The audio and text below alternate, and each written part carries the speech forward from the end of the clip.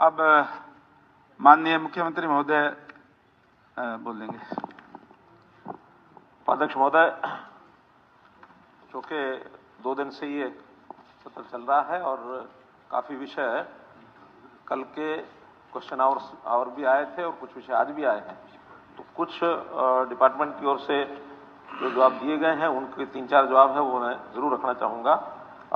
सबसे पहले तो कई हमारे माननीय सदस्यों ने नौकरियों के ऊपर विषय रखा है, चाहे वो एचपीएससी की होंगी, चाहे स्टाफ सिलेक्शन कमीशन, बेरोजगारी की बात कही गई है, एचकेआर की कही गई है, बहन गीता बुक्कल जी, श्री बलराज कुंडू जी, श्री रामकाल गौतम जी, अभय सिंह चौटाला जी, रावदान सिंह जी, ऐसे कई लोगों के कई प्रश्न थे। तो उसके बारे में मुझे इतना ही कहना है कि हम जो लगातार जो भर्तियां कर रहे हैं उन भर्तियों में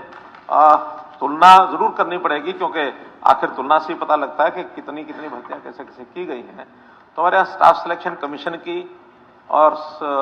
एचपीएससी की जो भर्तियां हुई हैं उसमें अगर मैं पिछले 10 साल की बात बताता हूं तो एचपीएससी की भर्तियां कुल 8700 हुई और अभी हमारे लगभग 9-9.25 साल ही हुए हैं, अभी समय और शेष है, उसमें भी और जो भर्तियां होंगी उसका अलग से डिटेल है। तो अभी 11,500 भर्तियां हमारी हो गई हैं और एक प्रश्न बलराज कुंडू जी ने पूछा हुआ था तो वो जरूर उस साथ में शामिल करके उसका उत्तर बता रहा हूं कि अभी क्लास 1 और क्लास 2 3200 भर्तियां और जो है एडवर्टाइजमेंट हो चुकी है, जो बहुत जल्दी अभी होने वाली हैं, तो आकर के 15,000 के आसपास ये भर्तियां स्टाफ सिलेक्शन एचपीएससी की हो जाएंगी। ऐसे स्टाफ सिलेक्शन कमीशन में पिछले 10 वर्ष में 93,000 भर्तियां हुई थी और अभी हमने 9 वर्ष 9.25 वर्ष के अंदर 1,06,000 भर्तियां ये हम कर चुके हैं। और इसके अलावा 45,873 ग्रुप 3 की यानी सी की ग्रुप सी की भर्तियां, उसका सीटी टेस्ट हो गया है। ये अलग बात है कि उसमें से कोर्ट के अंदर कुछ केस गए हुए हैं और खास करके हम जो एक लाभ सोशो इकोनॉमिक जो क्राइटेरिया के माध्यम से 5 अंकों का जो हमने लाभ देने की बात कही थी गरीब परिवारों को जिनके घर में एक भी नौकरी नहीं है या जो अन्य कुछ क्लासेस हैं, उसको लेकर के और कुछ आपत्ति कुछ एप्लीकेंट्स ने लगाई हुई है और बहुत जल्दी उसका मैं समझता हूं फैसला हो जाएगा। तो 48,873 तो ग्रुप सी की भर्तियां होंगी और ऐसी ग्रुप डी का अलग से सीट हुआ है और उस ग्रुप डी में एक प्रावधान है कि जब रिजल्ट आएगा, क्योंकि वो भी लगातार 3 साल के लिए रिजल्ट निकाल के रखा जाता है, 3.5 लाख के लगभग लोग उसमें पास हुए हैं, उनका कोई इंटरव्यू नहीं होना है, केवल रिजल्ट के आधार पर ही उनकी जो नियुक्तियां हो जाएंगी, जो भी उसमें क्वालिफाई करेंगे मेरिट पर आएंगे। उसमें प्रावधान ये है निकालना होगा उस समय हमारे पास कितनी रिक्वेशन देंगे उसके हिसाब से और वो भर्तियां होंगी। चीफ सेक्रेटरी ऑफिस ने वो रिक्वेशन देनी है। अभी तक चीफ सेक्रेटरी ऑफिस में डिफरेंट डिपार्टमेंट्स की ओर से 13,657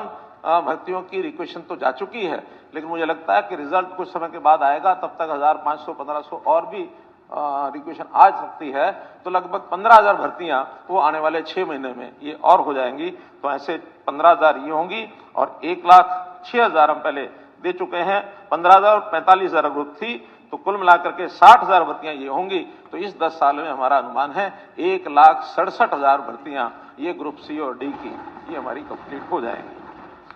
इसके अलावा एचकेआरएम का जो विषय आया है, इस एचकेआरएम के बारे में भी तरह तरह के भ्रम ये फैलाए जा रहे हैं। मैं जरूर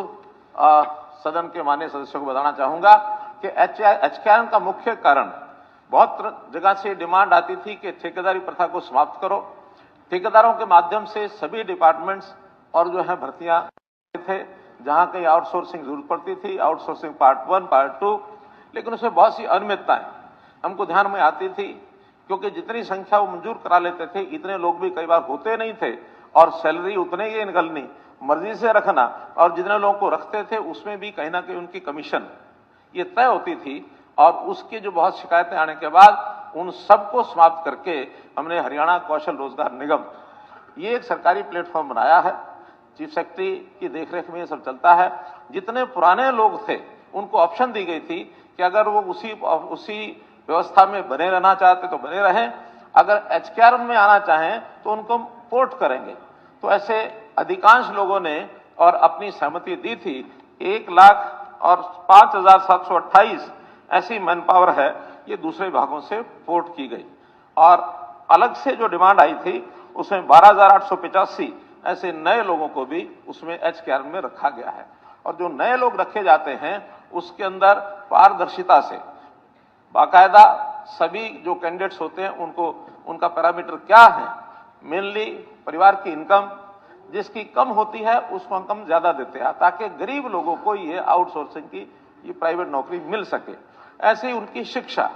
ये उसका दूसरा पैरामीटर होता था। स्पेशल स्टेटस परिवार का है, हमारी कोई बहन विडो है, विडो का बेटा है, कोई दिव्यांग है, तो इस नाते से एज का भी क्राइटेरिया उसमें रखा था कि अगर एज 28 वर्ष से और 34 वर्ष के बीच के अंदर है, 35 वर्ष की, वो एक आयु ऐसी होती है जिसमें तुरंत कुछ ना कुछ काम उसको मिलना चाहिए। इस एज वर्ग को वरीयता दी जाती थी। जिस ब्लॉक में नौकरी करनी है उसी ब्लॉक का व्यक्ति होता है तो उसको भी वरीयता दी जाती है, ताकि ग्रुप डी का व्यक्ति थोड़ी सैलरी में बहुत दूर अगर चला जाएगा तो उसको कठिनाई होगी। कुछ ऐसे उदाहरण आए हैं कि रहने वाला नजदीक यहाँ का है और उसको नौकरी शायद 150-200 किलोमीटर दूर उसको मिली है। कारण क्या है कि उस समय उसका जब ऑप्शन की बात आती है तब तो उसको लगता है कि क्योंकि नौकरी मिल रही है वो दूर की भी सिलेक्ट कर लेता है। बाद में जब ज्वाइन करता है फिर उसकी ओर से शिकायत आती है कि मुझे तो 200 किलोमीटर दूर भेज दिया गया। हालांकि स्टेशन की ऑप्शन भी उसी को दी जाती है कि ये नौकरी है, आप ज्वाइन करना चाहते हो जाकर ज्वाइन करिए। आगे से और हम इस दूरी के अंक ज्यादा रखना चाहते हैं ताकि जो निकट का व्यक्ति है उसको सिलेक्शन में अंक ज्यादा मिल जाए, दूर जाने वाले को ऑप्शन ही कम हो जाए ताकि व्यक्ति को जैसे उसमें ऑप्शन मिले वो उसमें भर सकता है। और कुल मिलाकर हमारी जो नौकरियों का और बेरोजगारी का विषय है, बेरोजगारी के बारे में अलग अलग आंकड़े आते हैं। उन आंकड़ों के बारे में हम अपनी आंकड़ों की पुस्तक खोल के बैठते हैं और हमारे विपक्षी मित्रों की आंकड़ों की पुस्तक अलग होती है। CMIE एक संस्था है जिसकी आंकड़ों की पुस्तक वो बदलती रहती है। अलग बात है कि एक बार सितंबर में उन्होंने कहा कि हरियाणा में बेरोजगारी सिर्फ 2% है, बाद में बढ़ा करके उन्होंने 28%, 34% कर दी, 34 के बाद फिर 28 आ गई। मैंने देखा नहीं है, ऑथेंटिक जानकारी नहीं है, लेकिन मुझे किसी ने बताया है कि भी पिछले महीने नवंबर की उनकी जो आंकड़ा हरियाणा के बारे में आया है फिर से 8% आया। हालांकि मेरा कोई भरोसा नहीं है CMIE की पुस्तक, लेकिन मैं तो उन बंधुओं को बताना चाहता हूं कि जो उस संस्था के आंकड़ों के ऊपर खेलते हैं। हमारे पास एक एक व्यक्ति का बेरोजगारी का डाटा है, सेल्फ डिक्लेयर्ड डाटा, क्योंकि परिवार पहचान पत्र में हम सामने वाले को कहते हैं कि क्या काम करते हो, बेरोजगार होता तो लिखवाता है कि मैं बेरोजगार हूं। 18 साल से लेकर के और 58 साल तक की आयु के जो लोग अपने आप को बेरोजगार कहते हैं उनका आंकड़ा हमारे पास 7% के आसपास चलता है। कभी आधा % ऊपर होता है, कभी आधा % कम होता है।